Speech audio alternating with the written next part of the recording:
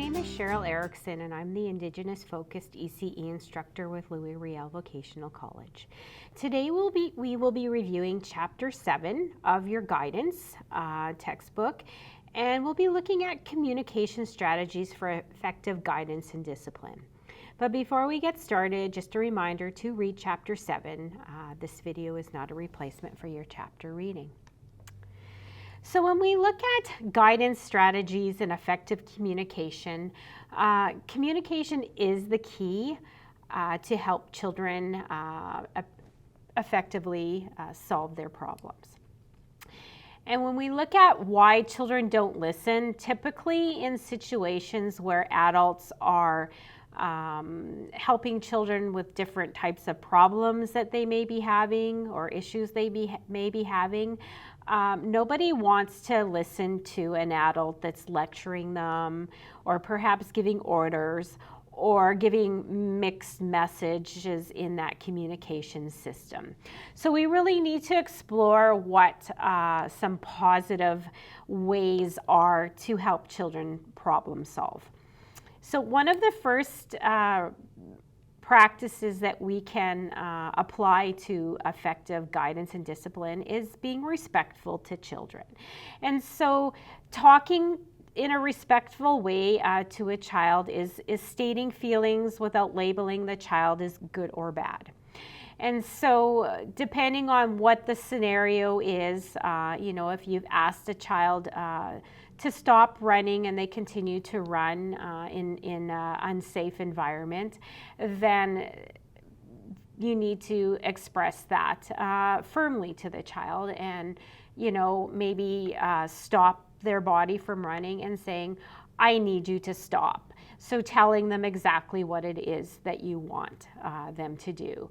Communicate your personal needs and limits without ordering the child to change. So again, clear, respectful ways of telling them exactly what it is you need them to do. And balancing that expression of self-respect with respecting others. So being respectful is key, and you know how to be respectful in the language that you use, not towering over a child, getting down to their level. Usually soft language. Sometimes you have to be firm, but firm doesn't mean you have to yell either. So taking on those types of practices is the start of more effective communication. I really like iMessages as a tool for teaching children. So in my daily practices, when things are happening in the environment, I will often say, I'm not happy that this happened within, say, a play situation. So using those iMessages states how I feel, like I'm not happy, I'm angry, I'm upset. And I tell the children exactly why it is.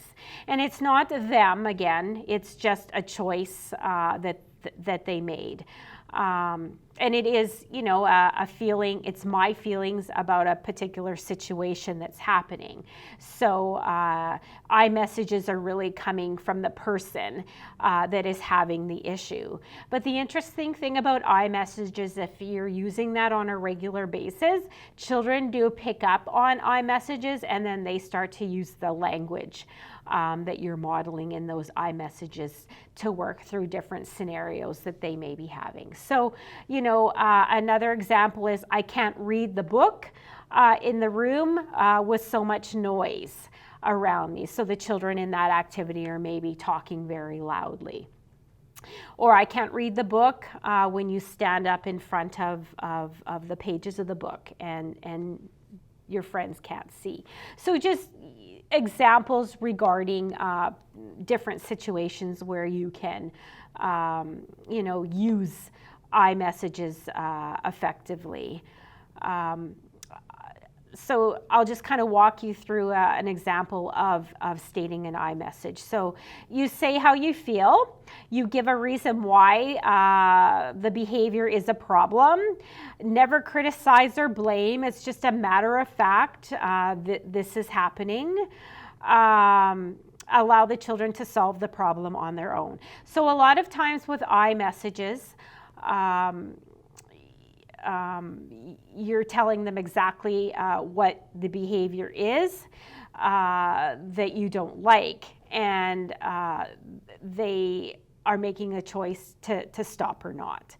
And hopefully the choice is to stop. So another example of an I message is, I don't like, it hurts my feelings when you call me names.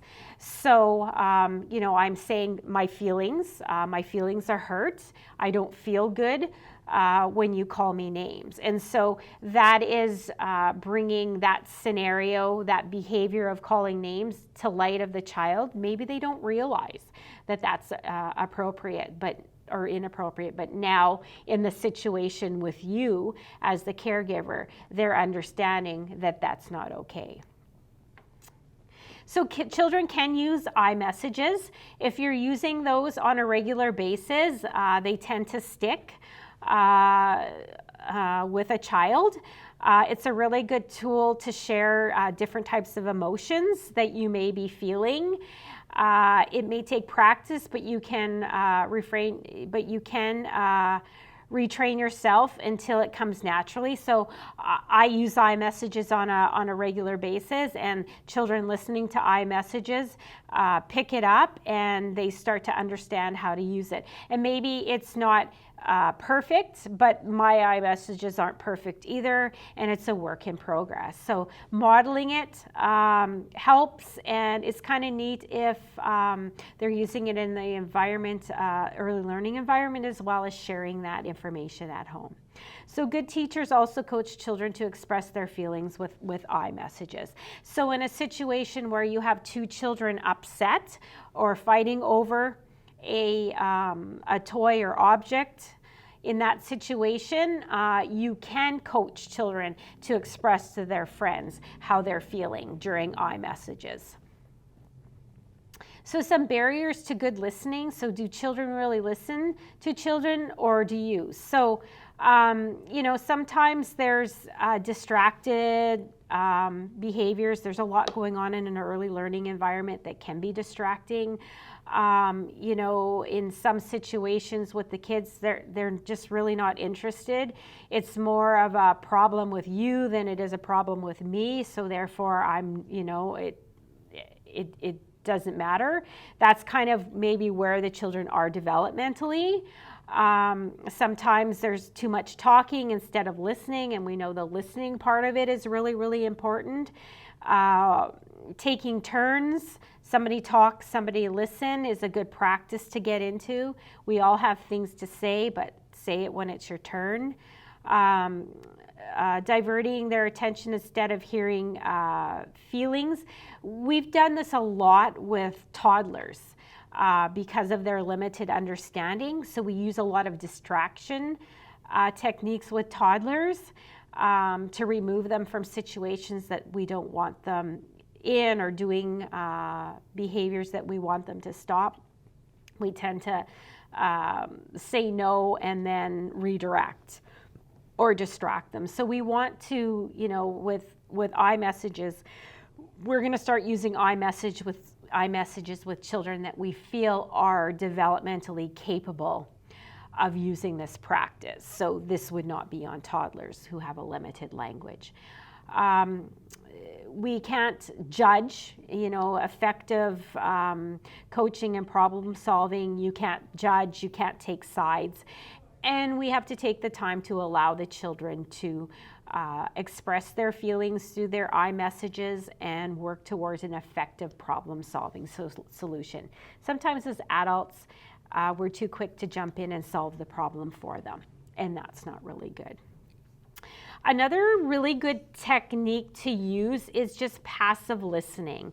And this really, if you're having challenges with listening skills and wanting to jump in and problem solve or give children words, sometimes it's just sitting back and letting a child express to you how they're feeling, and just using facial expressions, body language, so that they know that yes, you are listening to what I'm saying. So nodding your head, shows that, yes, I'm listening to you, making comments such as, okay, all right, knows that, yes, you are responding back, but you're not giving them words, you're not solving that problem.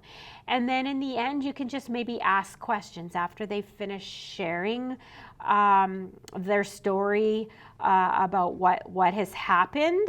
You can ask them questions to encourage conversation, and that conversation should be proactive or some type of solution to give them to try to solve that problem. So, what do you think about it? What are you going to do now?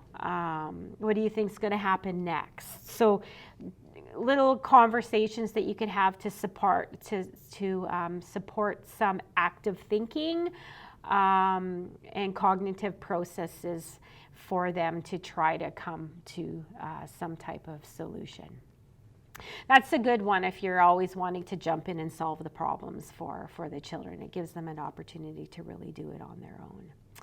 So Carl Rogers had some thoughts on reflective listening, and he described those as, it's best used when the speaker owns the problem.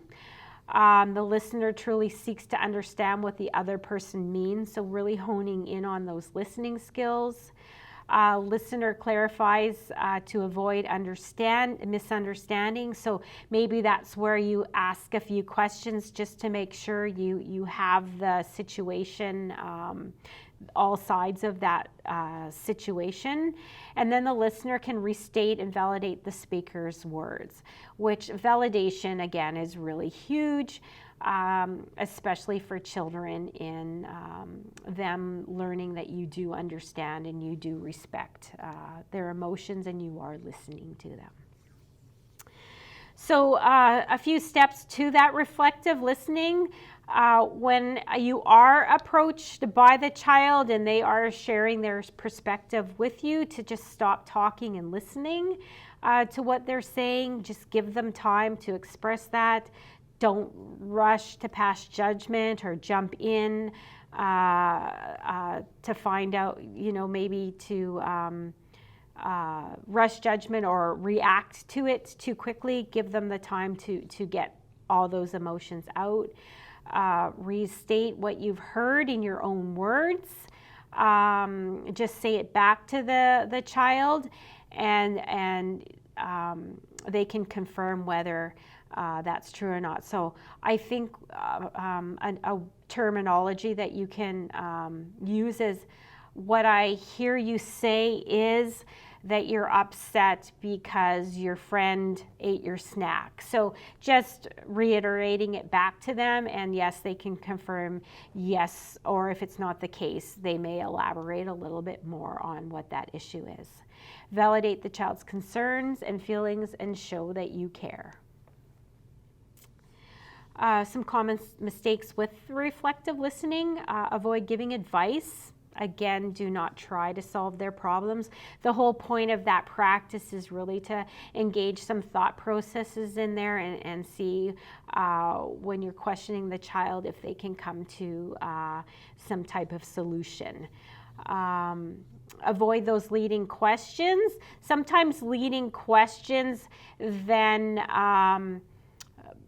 makes the child feel bad about themselves, or almost initiate some type of blame factor. And that's, again, passing judgment, and we don't want to do that. We want the child to effectively communicate how they're feeling. And so when the child owns the problem, they are the best one to find the solution. So sometimes it means that they already have the solution. They just need to get all these feelings and emotions out first. That's important at that time. They need some validation, and then they can move forward. Being genuine is really important too. If you're feeling awkward, showing kind of phony, that maybe you're not really you don't really have an interest in what's happening, that's going to be picked up on. And you could be listening, but your body language is telling another story. And children are very in tune with things like that, so they will pick that up, and then you have this teachable moment, this opportunity for a problem to be solved. It's not going to happen. It's going to be a negative experience. So you really want to respond with words, not just repeating back to the child, but you can repeat back to the child using your own words. So maybe some different terminology there. So that shows them that yes, you are actually listening to what it is that that's being said.